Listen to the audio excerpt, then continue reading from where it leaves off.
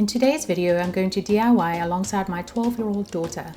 We'll be exploring new art mediums and making air-dry clay sculptures and other home decor pieces. My past DIY projects have primarily revolved around wooden projects and small-scale home renovations. However, today I'm going to try something different. Try to uncover new artistic abilities and learn new skills. I hope it'll inspire you to do the same.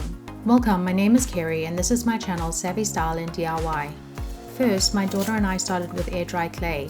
We were going to make candlestick holders. I found inspirational images on Pinterest and decided on a simple design that would be easily achievable considering we had never used air-dry clay before. I laid down parchment paper to protect my wooden table, then used tin foil to create the basic shapes of our candlesticks. The triangles would be the base and a circle and square for the middle part. For each candlestick there are 3 parts that I plan to glue together. We use these shapes to mold the clay around to give it structure and strength while the clay is still soft.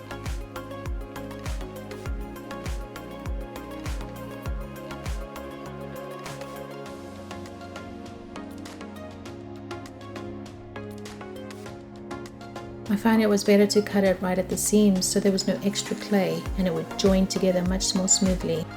And with the tin foil it also creates lots of bumps and lumps, so I had to try and smooth that out just with water on my fingers. It's very easy to work with. Here I'm just adding little pieces of clay to smooth out the dents.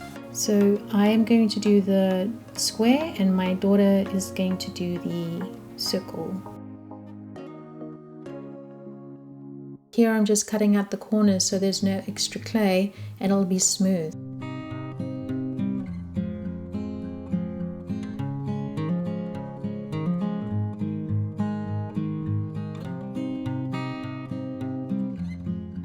And smoothing it out.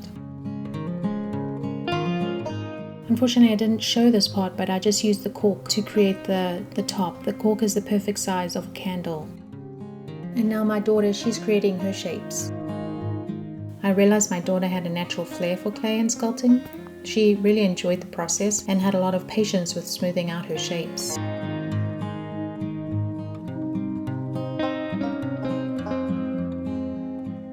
Here she's creating the part for her circle, and she needed a little bit of help and direction.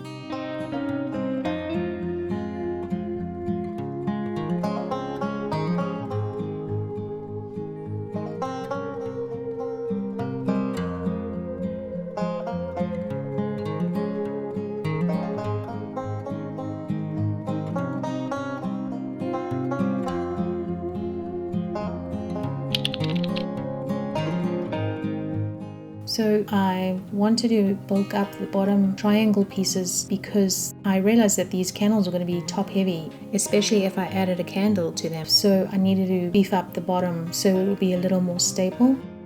So I just added more clay onto the already dry molds. The following day they were dry and then I could sand them down and attach them. I used super glue to attach them.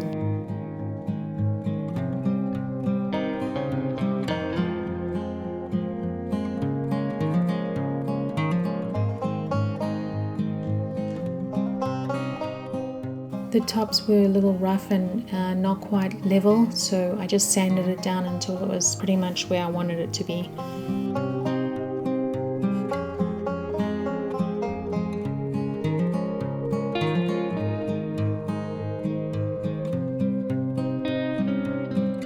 And then once it was dry, I wanted to cover up the super glue and make it look like it was joined, so I just added some of this water and clay, I think it's called flurry, to the parts that I'd glued.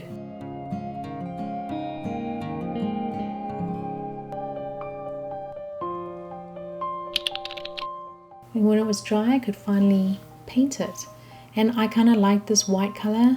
So I just used mostly white and I added like a linen color, a very small amount of it, just to give it an off-white appearance. And here's the final reveal. I actually think they turn out really cute and I am going to keep them in my living room because they match perfectly with everything. And I love that my daughter and I created them.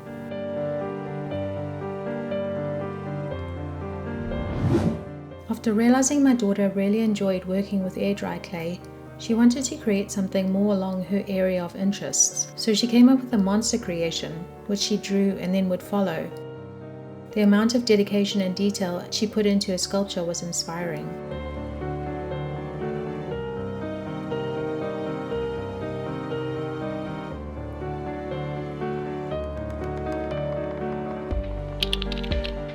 After 2 days, the sculptures were dry, so she could finally paint.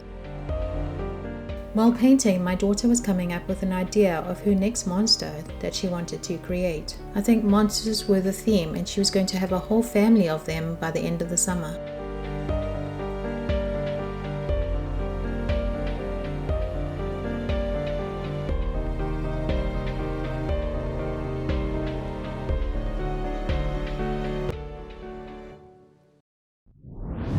My next project was a simple pedestal bowl using air dry clay and coffee.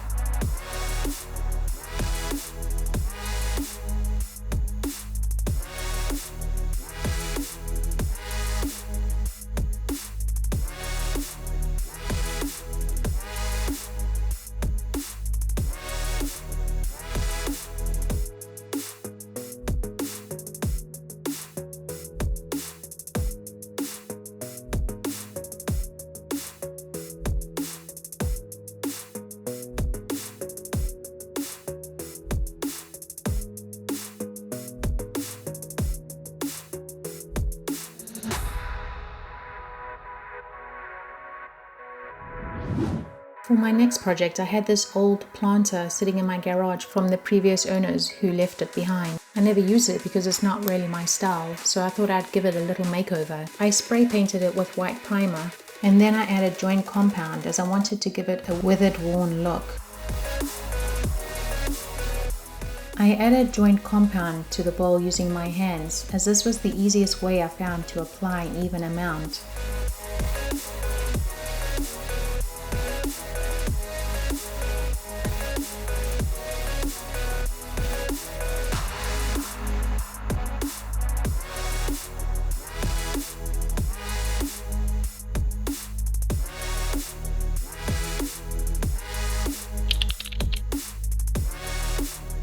The following day was dry, so I sanded it down until there were no rough edges and then used a wet cloth to remove the dust. This is how it looks after sanding. To create this organic aged look, I wanted to paint the planter and use this dabbing motion with the paintbrush. Here you can see the paint colors that I chose. It's grey, white, a little bit of green, and a tan color, a linen tan color.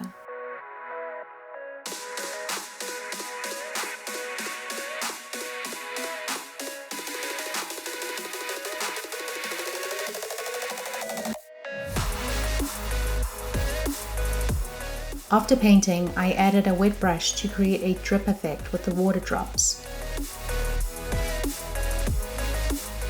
I would love to know what you think of my DIY projects. Thank you for watching, and please give this video a thumbs up and subscribe to the channel for more projects like this. The final step was to spray a top coat of matte enamel to protect the color. Here is how it turned out. I decorated it with moss, however I may use this outside and add succulents.